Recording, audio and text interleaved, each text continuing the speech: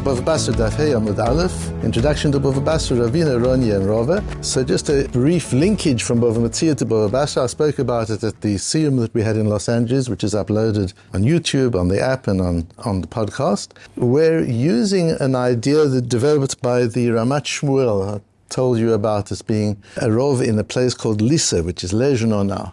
And you'll see in a moment why that's relevant to today's shir. And he gave a bit of a Kabbalistic idea on the end of Bava Metzia, which I developed a bit further to explain the transition from Bava Metzia to Bava Basra, also using the Rambam in the Perush HaMishnayos, which we've got at the beginning of the sources now, where the Rambam goes through the three Bavas and the reason for their order, the content of each of the three and the reasons for their order. And on Bava Basra he says, V'icher cheleg zeh, and Bava Basra is left for last of the three Bavas of Nezikin, mipnei shekulo kabbalah v'divrei svara.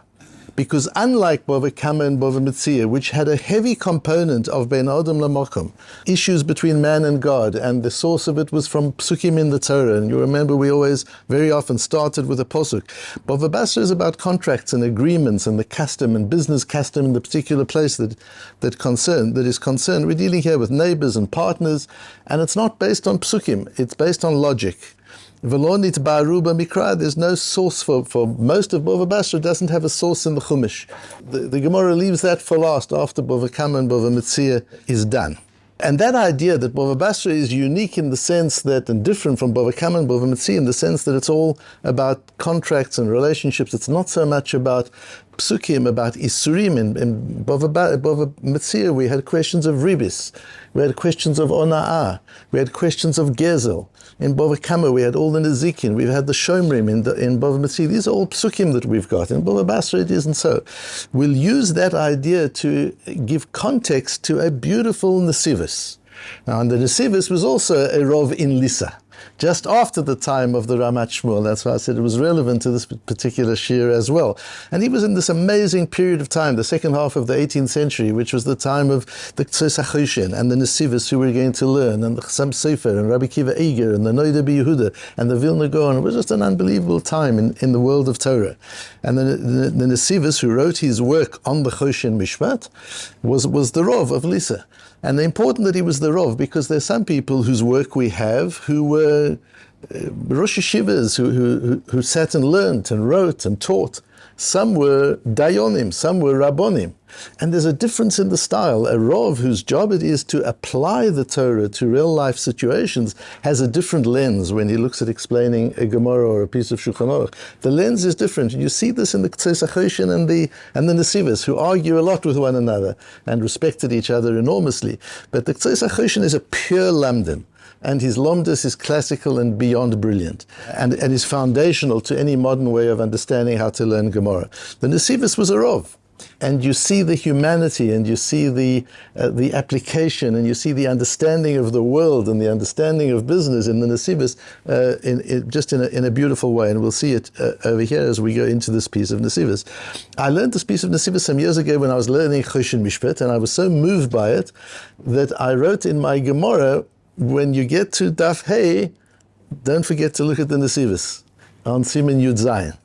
And so when I was going through the beginning of Bava Basra, that's why I've decided to do Daf Hey today, although tomorrow's Daf is Daf Vov, because in my Gemara there I found the Nesivos and I remembered what the Nesivos said, and so we'll look at the Nesivos. To understand the Nesivos, we have to start with a piece of Shulchan Aruch, which is the Ramah. The Ramah in Shulchan Aruch, Siman Yud Zayin, Sif Yud Beis, states a halacha that appears on the surface to be somewhat unfair.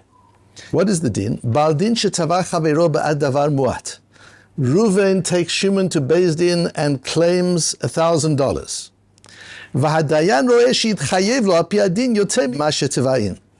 And the Dayan realizes that in fact Shimon owes Reuven $10,000. He's only claiming $1,000. But the Dayan knows if this really it should be $10,000. Ein lo ledayan lifsok yoter mima shetava. The judge should only deal with the amount that's in front of him. If 1,000 was claimed, he should paskin for the 1,000. V'im pasak lo yoter, and if he said, you know what, you actually owe this man 10,000, havi ta'ut bedin, that's considered an error in judgment, v'chozer, and you've got to redo, you give the money back again, because only 1,000 was claimed in Beis Din. That seems somewhat unfair. It could be that Reuven doesn't realize that he's entitled to 10,000. The Dayan realizes. The Dayan keeps quiet and doesn't tell Shimon that in fact you owe this man 10,000, not 1,000. How does that work? And in the brackets where it quotes the sources, it says that Da'at Atzmo, this is the Ramor's own opinion, Miperi Kamad BAVA Basra, in the case of Ronyeh Akfe Ravina. This is all based on the story of Ronyeh Akfe Ravina on Daf Hey, and the Darchei Moshe, which is also the Ramor on the Tur, expands it a little bit and learns it from there. What's the case of Ronyeh? The case of Ronyeh is Ronyeh Akpe Ravina me'arba ruchotav. Ronyeh surrounded Ravina from 4 sides. In other words, Ravina had a field, and Ronyeh bought the 4 neighboring fields. And he built fences around his fields, which now means that Ronyeh has his field fenced for nothing. The fences have been put around. His field is now fully fenced. And Bava Basra starts with the issue of fencing. In the same way as Shabbos starts with Hotzah, which Tosfos there says is like the weakest of all the melachas. You're not doing anything physical. You're not changing anything. You're not building anything. You're not making anything. Hotzah, you're removing something from one reshut to another. Bava Basra starts with Hezek Re'iyah, with the lightest of all kinds of damage that a neighbor can cause his neighbor, and it's called Hezek Re'iyah, the damage you cause by the ability to see into your neighbor's property, so you deprive him of privacy. What depriving of privacy means is you diminishing his usage. If there wasn't a problem of privacy, I could use my yard for all sorts of things. Now that you can see into my yard, there's certain things I'm not going to do in my yard for purposes of privacy. So just as if you diminish my property by moving my border, I have a claim on you, so if you diminish my usage in terms of time, that's a very beautiful understanding of the relationship of time and space in halacha. In halacha we see time as a dimension of reality, just as space is 3 dimensions of space and the dimension of time. And therefore, if by being able to peep into my property or my house, I have diminished usage of that property because of loss of privacy, that's a claim that I can have in your particular case. And that's the whole first part of the Gemara. So here, as a result of that, the question is whether one neighbor can force another neighbor to share the expenses of a fence. Because there's Hezek Re'iyah. If we don't have a fence, both of us don't have privacy, and we're both diminishing each other's ability to use their properties. So if we build a fence, we should build it together. Here, Ravina builds his fence because he's bought the 4 adjacent properties. Meanwhile, Ronyeh gets his place completely fenced. Amale Havli Kama de Gadri, he says to Ronyeh, give me as much as it cost me, give me half of the cost of the fencing. Lo Yaivle, he didn't respond. Havli Lefi Kanim Bezol, then at least pay me what a thin, fragile fence would have cost. At least that. Lo Yaivle, he didn't. Havli Aga Netiruta, at least I'm saving you the cost of guarding your field from vagrants and animals.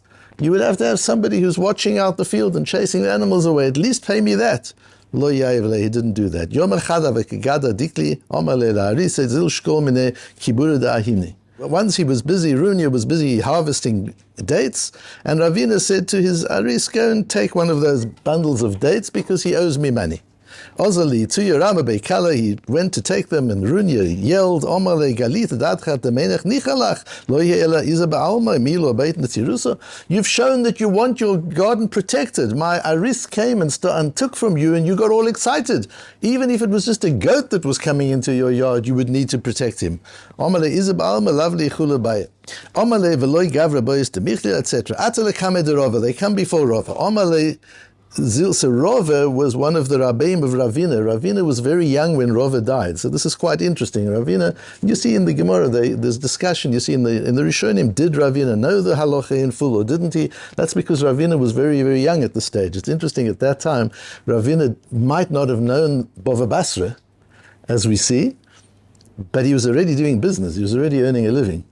Nowadays, you've got a lot of people who know Bava Basra, but they haven't started earning a living yet. Until much later. They got into the real world of work very early, sometimes, some of them.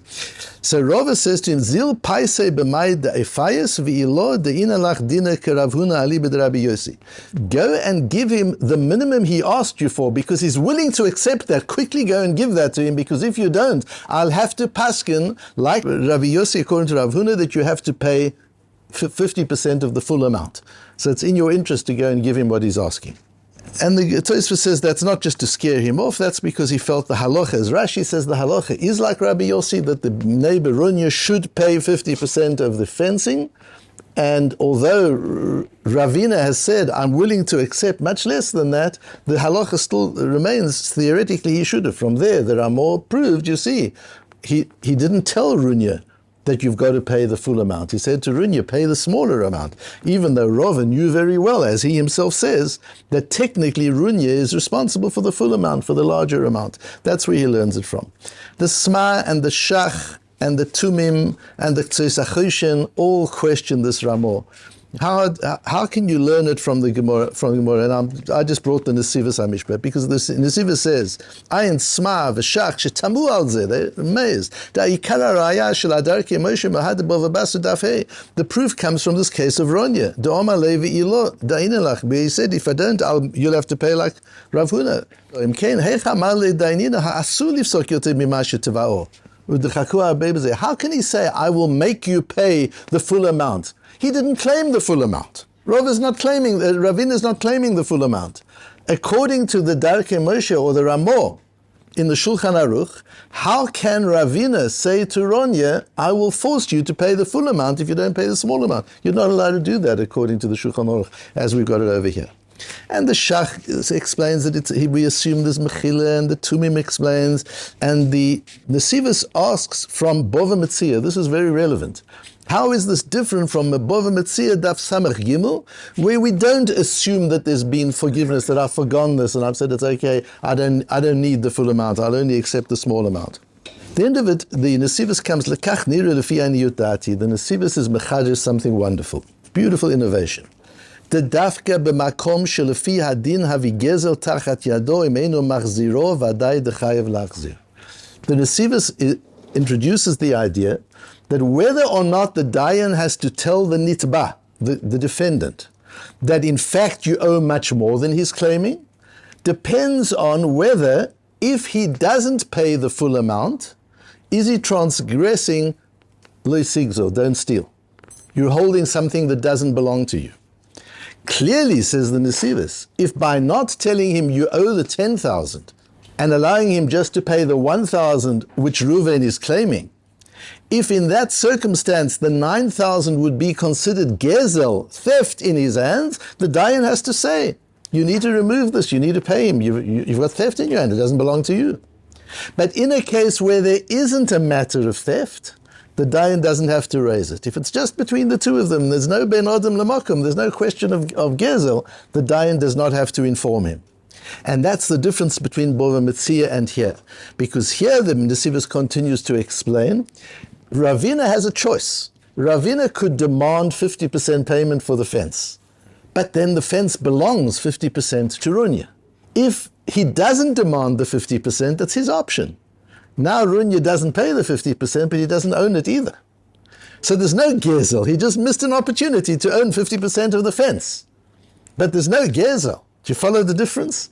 So in the case where a person didn't know the halacha, he didn't realize that he's entitled to 10,000 and he only claimed 1,000, but halachically he's entitled to the 9,000. The 9,000 belongs to him and he's not claiming it. The dayan has to say to the defendant, you owe him another 9,000. This is gezel, this is theft in your hand.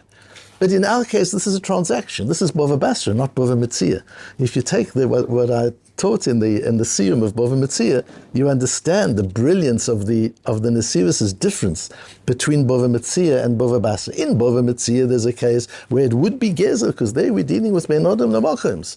But as the Rambam says, Bava Basra is about interpersonal. This is not about ben odom lamachoms. Here we're simply saying Ravina has the right to charge Ronyeh 50% of the cost of the fence, in which case he would have to cede 50% of the ownership of the fence. And he doesn't, he's willing to accept a small amount of payment. Says Rava, who's the dayan, pay the small amount. I don't even have to tell you about the big amount. I don't have to inform you that you have to pay the big amount. However, in the event that Ravina would come and would say, I want you to pay the full amount. Yes, I'll give you 50% of the fence, but I want you to pay the full amount, says Rava, I will have to enforce it then.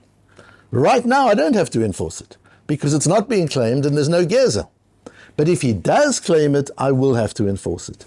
And the Nesivos says that if you look at the wording in the Ramah, if you go back to the Ramah in the second paragraph of the sources, you'll see that the wording is accurate because it says, "V'hadayin ro'eh sheyitchayev lo al pi hadin yoter."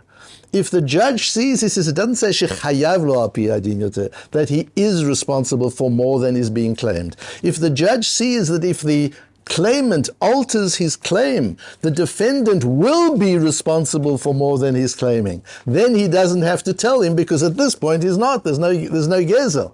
That's what the Ramah is talking about. So the Nesivos resolves what appears to be unfair in the Ramah. If we look at, and he does it through understanding this Gemara and Daf Hey. If we look at the Ramah, it seems to be unfair. The Dayan knows that Shimon owes 10,000. Reuven doesn't realize, and he's only claiming 1,000, or he does realize, for whatever reason, he's only claiming 1,000. Says the Ramah, the Dayan does not have to tell the defendant that he owes more than that. That doesn't seem to be fair. Says the Nesivos, it isn't fair. Of course he has to tell him that he owes more if there is a matter of gezel involved, and that's why in Bava Metzia, where we deal with Ben Adam Namakams as well, there it's different. Bava Metzia Daf Samach Gimel, there's a different halacha there altogether. But in our case here, where Ravina has an option to either sell him 50% share in the fence or not, and he hasn't yet exercised that option, all he's asked for is the money that Ronyeh has saved. Says Rava, I suggest you pay what Ravina is asking for, because if Ravina imposes his full rights, you're going to land up having to pay a lot more. In this case, he doesn't have to exert that from him. He doesn't have to tell him. He is allowed to say that in the event that there will be a claim, I will have to enforce it. But right now, he's able to deal just with the claim in front of him. And that's the meaning of the Ramah in Siman Yud Zayin. The Ramah is talking where there's not a case of gezel, but that he foresees that there could be a case of a higher indebtedness. In such a case, the Dayan deals with what's in front of him and doesn't have to undo the rest. So we see that really is a beautiful opening to Bava Basra in understanding the difference between Bava Basra and Bava Metzia, and that what we're going to be dealing with here is using logic, business custom, business norms, derech eretz, going as the same Gemara talks sometimes a little bit lifnei mishuras hadin, doing a little bit more than is necessary. V'asita yashar v'atov, doing that which is straight and which is correct. But we're not dealing with the issues of ribis and oino and gezel and the zikin, which we've been dealing with in Bava Bekam and Bava Metzia up till now. And how careful we have to be when we're dealing in these situations, to be able to understand contracts accurately and to be able to project and understand intention of parties, because we don't have legislated law. Here we've got to actually reason it out from intention and contract, and that's the nature of Bava Basra.